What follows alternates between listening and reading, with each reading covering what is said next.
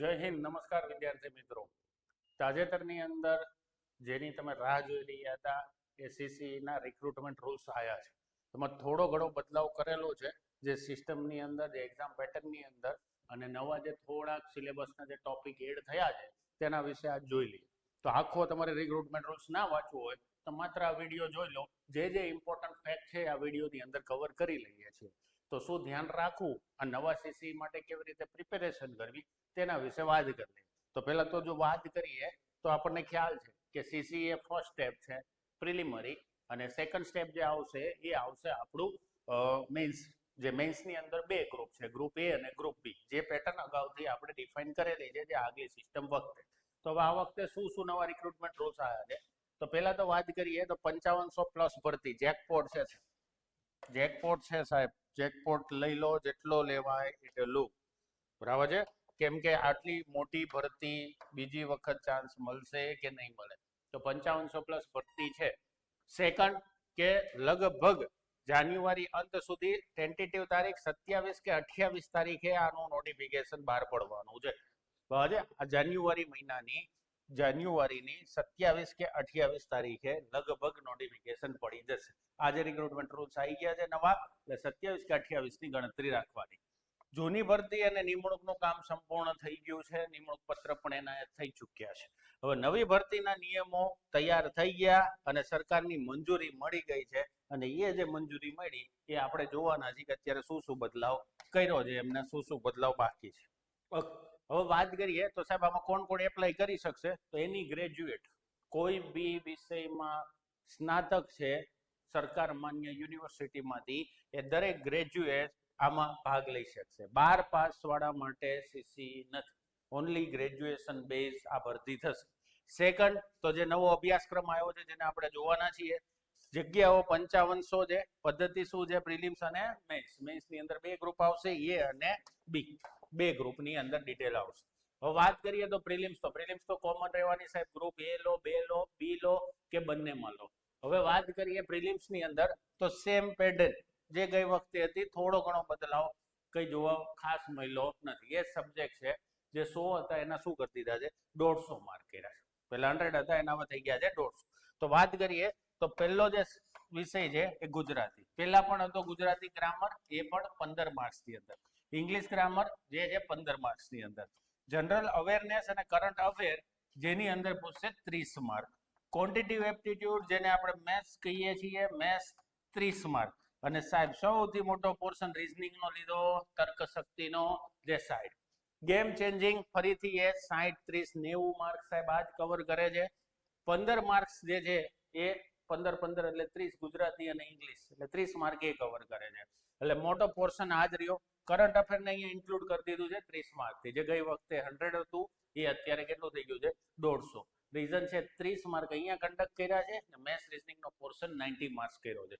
તો આ એક ખાસ મુદ્દો યાદ રાખજો કે હવે પ્રિલિમ્સમાં આટલી વસ્તુ કરવાની, જૂની પેટર્ન નહીં, નવી પેટર્ન મુજબ પ્રિપેરેશન કરવાની. મેથ્સ રીઝનિંગ ખાસ જે સૌથી મોટો દુઃખ તો વિષય ગુજરાતના વિદ્યાર્થીઓ માટે ગણિત અને તર્કશક્તિ. તર્કશક્તિમાં તો વાંધો નહીં, ગણિતની અંદર તો સફલ એકેડમી લાવી રહ્યું છે આ prelims bench plus mains bench. Prelims only બી આવશે, પ્રિલિમ્સ પ્લસ મેન્સ પણ. તો ઓનલાઈન જો તમારે આ બેચની અંદર જોઈન થવું છે તો નીચે જ પટ્ટી સ્ક્રોલ થાય છે, નંબર ઉપર કોલ કરો. માત્ર મામૂલી ફીની અંદર પ્રિલિમ્સ અને મેન્સની ઓનલાઈન બેચ અને ઓફલાઈન બેચ બંને લોન્ચ થઈ ચૂકી છે. તો અત્યારે જો સંપર્ક કરવો હોય આ જ પ્રિપેરેશન મુજબ, જો તૈયારી આજથી કરશો તો સફળતા મળશે. 27 28 તો નોટિફિકેશન પડશે, તો ફેબ્રુઆરી માર્ચમાં એક્ઝામ થઈ શકે છે. બરાબર છે, તો જલ્દીથી પ્રિપેર કરશો એટલો સમય વધારે મળશે.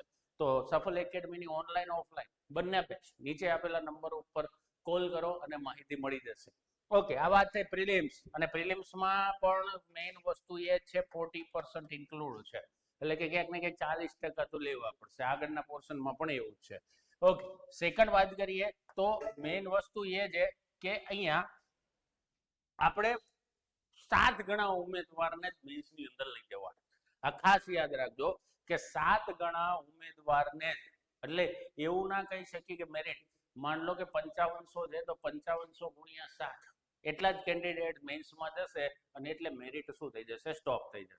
હવે વાત કરીએ કે આમાં ગ્રુપ એ અને ગ્રુપ બી છે. ગ્રુપ એ સેક્રેટરીયલ પોસ્ટ છે, ગ્રુપ બી એ કલેક્ટર પોસ્ટ છે. ગ્રુપ એ માં તમે જાઓ છો તો ડિસ્ક્રિપ્ટિવ આવશે. ડિસ્ક્રિપ્ટિવ ની અંદર મેન્સ જે ગ્રુપ એ ની છે, મેન્સ ગ્રુપ એ ની એમાં જોશો તો એની અંદર જોવા મળશે ગુજરાતી. જોજો આ બધા સબ્જેક્ટ ડિસ્ક્રિપ્ટિવ એટલે કે વર્ણનાત્મક હશે. હવે ડિસ્ક્રિપ્ટિવ જોવા મળશે. ગુજરાતીનું પેપર આવશે ડિસ્ક્રિપ્ટિવ, 100 માર્ક 3 કલાકનો સમય રહેશે. ઇંગ્લિશનું આવશે 100 માર્ક 3 કલાકનો સમય રહેશે. અને જીકે નું આવશે જે 150 માર્ક રહેશે, એટલે 3 કલાકનું પેપર, એટલે ટોટલ થશે 350 માર્ક. હવે જીકે માં શું શું આવશે સાહેબ? તો કે એમાં 1 માર્કના પ્રશ્ન આવશે, 2 માર્કના આવશે, 5 માર્કના આવશે. ગ્રુપ એ મેન્સ ની વાત કરીએ છીએ. ગ્રુપ એ મેન્સ ની અંદર ગ્રુપ એ મેન્સ ની અંદર વાત કરીએ તો 1 માર્કના ક્વેશ્ચન છે ને 10 થી 20 જ વર્ડમાં લખવાના છે, એનાથી વધારે વર્ડ વાપરવાના નથી. અને ટોટલ ક્વેશ્ચન આવશે 10, એટલે માર્ક થાય છે 10. એવી રીતે 2 માર્કના જે પ્રશ્નો છે એને 20 થી 30 શબ્દોમાં જ લખવાના છે. એવા 10 ક્વેશ્ચન પૂછશે, એટલે 2 માર્કના 10 ક્વેશ્ચન એટલે થઈ ગયા 20 માર્ક. 3 માર્ક્સના 30 થી 50 શબ્દોમાં જ લખવાનું છે તમારે, અને નંબર ઓફ ક્વેશ્ચન કેટલા થશે? 30, એટલે એના થઈ ગયા ટોટલ 90 માર્ક. 30 ગુણ્યા 3. અને 5 માર્કના જે પ્રશ્નો છે 100 શબ્દોમાં લખવાના છે, અને એના 6 ક્વેશ્ચન રહેશે, એટલે 5 ગુણ્યા 6 એટલે 30, ટોટલ મારશો એટલે 150 માર્ક. આ રીતે જીએસ ના મેન્સ માટે ગ્રુપ એ ડિસ્ક્રિપ્ટિવમાં લખવાનું છે. તો વર્ડ ડિફાઇન કરી દીધા છે કે કયા માર્ક્સમાં કેટલા શબ્દો લખવાના છે, બરાબર છે. તો એની પ્રેક્ટિસ કરવી પડશે આજથી પ્રિપેરેશન શરૂ કરવી પડશે. ગ્રુપ એ હોય કે ગ્રુપ બી હોય, તો ગ્રુપ એ મેન્સમાં કોઈ બહુ મોટો ચેન્જીસ છે નહીં. ગ્રુપ એ મેન્સ ની અંદર સેમ વસ્તુ ચેન્જીસ છે. હવે ગ્રુપ બી ની વાત કરીએ તો ગ્રુપ બી એમસીક્યુ બેઝ રહેશે. ગ્રુપ એ વર્ણનાત્મક હતું ડિસ્ક્રિપ્ટિવ. ગ્રુપ બી જે રહે છે કેના બેઝ રહેશે? MCQ base. એમસીક્યુ બેઝમાં કેટલા માર્ક્સ છે? 200. 200 નું ડિવાઇડેશન કઈ રીતે આપેલું છે? તો બંધારણ, કોન્સ્ટિટ્યુશન, બંધારણ કેટલા માર્કનું છે? 20. નીતિ આયોગ, ભારતીય અર્થવ્યવસ્થા અને રાજ્ય અર્થવ્યવસ્થા 20 mark. Public administration and governance આ પહેલા પણ હતો, અત્યારે પણ છે, 20 માર્ક, પણ એનું વેઇટેજ વધારે. તો જાહેર વહીવટ એક મહત્વનો સબ્જેક્ટ થઈ જાય. પબ્લિક એડમિનિસ્ટ્રેશન એટલે જાહેર વહીવટ. ઓકે, ડિસિપ્લિન ને એથિક્સ, આ શબ્દ આ જે પેપર કહેવાય કે આ સબ્જેક્ટ એ વધારે નાખી દીધો છે. એથિક્સ, નીતિશાસ્ત્ર, આ જે નીતિશાસ્ત્ર જે છે એ પૂછાશે 10 માર્ક. ગવર્મેન્ટ યોજનાઓ જેટલી પણ સરકારની છે એના બેઝ ઉપર 30 માર્ક. સાહેબ આ વેઇટેજ બહુ વધી ગયું, બરાબર છે. સમજીએ તો આ તો પોર્શન અર્થશાસ્ત્રમાં આવશે, પણ પબ્લિક એડમિનિસ્ટ્રેશન, જાહેર વહીવટ, નીતિશાસ્ત્ર અને ગવર્મેન્ટ યોજના ભેગા થઈ અને 60 માર્કનું વેઇટેજ બનાવે છે, બરાબર છે. તો આના ઉપર ફોકસ આપજો અને નેગ્લેક્ટ કરવાના નથી. ઓકે, રિજનલ ને નેશનલ ઇન્ટરનેશનલ જે ઇવેન્ટ થઈ છે કરંટ અફેર ને રિગાર્ડિંગ, રાષ્ટ્રીય અને આંતરરાષ્ટ્રીય 30 માર્ક. જીઓગ્રાફી અને ઇતિહાસ બંને ભેગા થઈને 20 માર્ક. ગુજરાતના પર્ટિક્યુલર વાત કરી છે ગુજરાત, હિસ્ટ્રી અને જીઓગ્રાફી ગુજરાત, ખાસ યાદ રાખજો, અહીંયા શબ્દ વાપરો છે Gujarat. Okay, culture heritage of Gujarat એટલે કે ઇતિહાસ, ભૂગોળ અને સાંસ્કૃતિક વારસો. આ બધું કેટલા 30 માર્કનું વેઇટેજ, અને કેટલું કરવાનું છે? ગુજરાત. ક્યાંય ભારત ડિફાઇન છે નહીં. ગુજરાતી અને ઇંગ્લિશ આ બે ભેગું થઈ અને 20 માર્ક. ગ્રામર, વિજ્ઞાન, પર્યાવરણ અને આઈટી એ 20 માર્ક. સાહેબ ઇન્ડિયામાં ખાલી ઇન્ડિયાનું બંધારણ છે, ઇન્ડિયાનું અર્થશાસ્ત્ર છે, અને જે વાત કરીએ કે કરંટ અફેર જે ભારતને લગતા, ઇન્ડિયન જીઓગ્રાફી, ઇન્ડિયન હિસ્ટ્રી કે ઇન્ડિયન આર્ટ એન્ડ કલ્ચર છે નહીં, ગુજરાતનું છે. એટલે ખાસ ધ્યાન રાખજો, ભારતના ભૂગોળમાં ઘસી જે વાંચવાનું હશે એ વાંચવાનું હશે. જાહેર વહીવટ, નીતિશાસ્ત્ર અને આપણે વાંચવાનું છે ગવર્મેન્ટની યોજનાઓ. સાહેબ આ બધો જ સિલેબસ આપણે કરીશું ઓનલાઈન ઓફલાઈન બોથ બેચની અંદર. નવા સિલેબસ પેટર્ન પ્રમાણે એક પોઈન્ટની સાથે એક સબ્જેક્ટની અંદર ક્યાં કેટલું વેઇટેજ છે, કોને વધારે પ્રાધાન્ય આપવું, ક્યાંથી કેવા પ્રશ્ન પૂછી શકે છે, એના ઉપર આખી નવી બેચ લોન્ચ થશે, જે ઓનલાઈન અને ઓફલાઈન બંનેમાં હશે. જેને ઓનલાઈન જોઈતો હોય તો ઓનલાઈન, ઓફલાઈન તો હોય તો ઓફલાઈન. આજે જ નીચેના નંબર ઉપર રજીસ્ટ્રેશન કરાવો અને જોઈન થાઓ. આજે તૈયારી શરૂ કરશો ત્યારે આ જ નવા પેટર્ન મુજબ આપણે આગળ વધીશું. Okay, sorry. આ 200 માર્કનું જે થશે એ ગ્રુપ બી થશે મેન્સની અંદર. ઓકે, હવે સાહેબ અમુક જે ચેન્જીસ કર્યા છે એની વાત કરી લઈએ. તો મિત્રો એક જે છે એ છે કે ગ્રુપ અને એ અને બી ના મેન્સમાં 7 ગણા ઉમેદવાર જ લેવાના છે. એટલે કે પ્રિલિમ્સ એક્ઝામ થઈ, મેં તમને કીધું એમ ગ્રુપ એ અને બી માટે 7 ગણા ઉમેદવાર. એટલે કોમ્પિટિશન રહેવાની, એટલે પ્રિલિમ્સ ની અંદર મેક્સિમમ સ્કોર કરવાનો છે તો પછી મેન્સમાં બેસવા મળશે. એટલે તૈયારી આજથી જ. ઓકે, શું કરવાનું છે? તો એક બોર્ડે એવું કીધું છે કે કોઈ બી કેસમાં દરેક પોર્શનની અંદર 40 માર્ક્સ તો જોશે. જો in the preliminary exam and each paper of mains exam, એટલે કે દરેક મેન્સના જે પેપર છે એની અંદર પણ પર્ટિક્યુલર ગ્રુપ એ ની અંદર 40 માર્ક્સ અને 40%, અને સાથે પ્રિલિમ્સની અંદર એ પણ એટલીસ્ટ 40% જોશે.